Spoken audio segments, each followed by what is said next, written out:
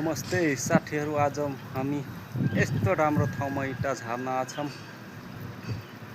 एकछिन टाइम दिएर हेर्नु होला, एकदम बवाल ठाउँ छ। यहाँ हेर्न सक्नुहुन्छ, एकदम राम्रो ठाउँ। चारैतिर घरै घर छ। हेर्न सक्नुहुन्छ। हाम्रो गाडीलाई देखाउन चाहे म तल राखेको छु। देखाए है गाडी।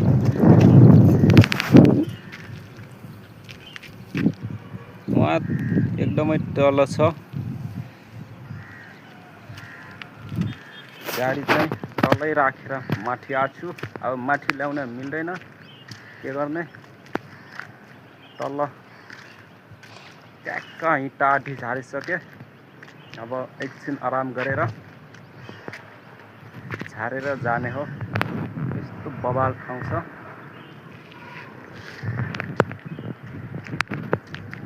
मणिग्राम चाहिँ यता पर्छ। वहाँ सानो टावर देखेछ, त्यही हो मणिग्राम। जुम गरेर देखाउँछु।